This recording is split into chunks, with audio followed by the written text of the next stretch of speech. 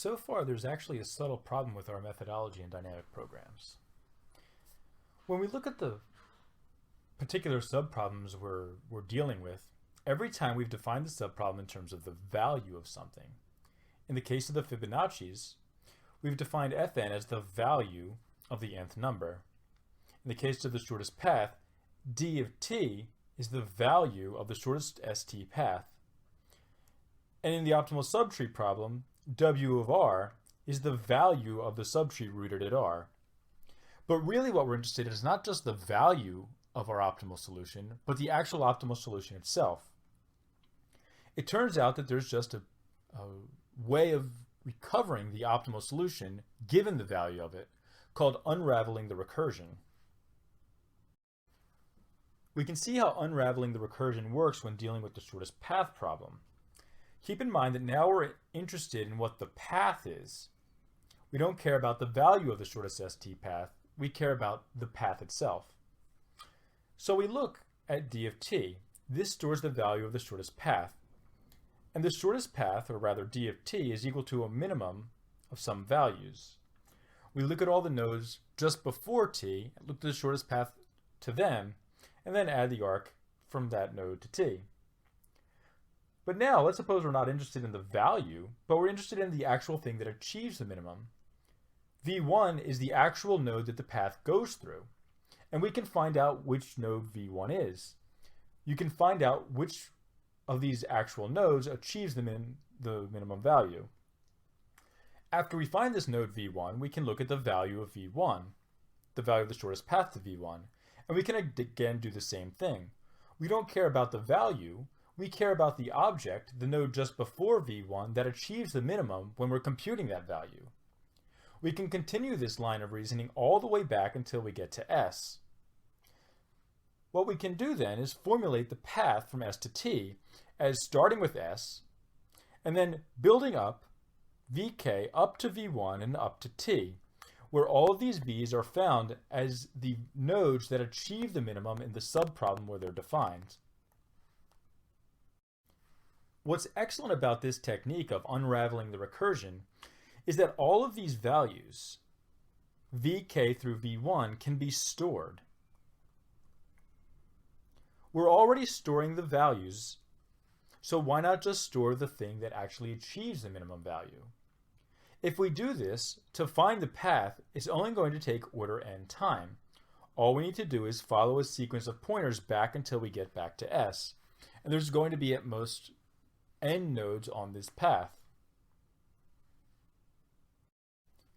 We can also unravel the recursion in the optimal subtree problem, although in this case it becomes just slightly more complicated. We again look at the optimal subtree rooted at r, and there's two possibilities. If the value is 0, then we know that the optimal subtree is the empty tree and we're done. Otherwise, we unravel the recursion and we look at all the ancestors of r, which we'll call capital A of r, so that the value of that subtree is greater than or equal to 0. Now, to fully unravel the recursion, we actually need a little bit of an algorithm. We have sort of all the nodes in level 1 that are going to be in the optimal subtree. That's this set A of r. But we need to keep going in progressively lower levels. And as we keep going in progressively lower levels, we only want to visit nodes that are ancestors of nodes that we've already included. To do this, we write a small algorithm. We start by initializing our set of nodes as v prime. Initially, the set of nodes v prime are all the ancestors of our root node r that are included in our optimal subtree. We also look at a set of scanned nodes, which is initially equal to the empty set.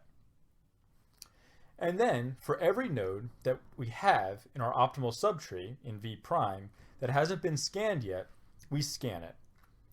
And scanning effectively says that we augment our set of nodes that is going to be in our optimal subtree by all of the ancestors of the node we're currently scanning that have a positive value. That is, the optimal subtree is going to include that node. After a node is scanned, we put it in the set of scanned nodes and we never scan it again. It's relatively easy to work out how this algorithm is going to go through a tree, so we're not going to deal with it in too much detail. What we should note, though, is that really all this algorithm is doing is exploring the tree in such a way that we only explore nodes that are going to be in our optimal subtree.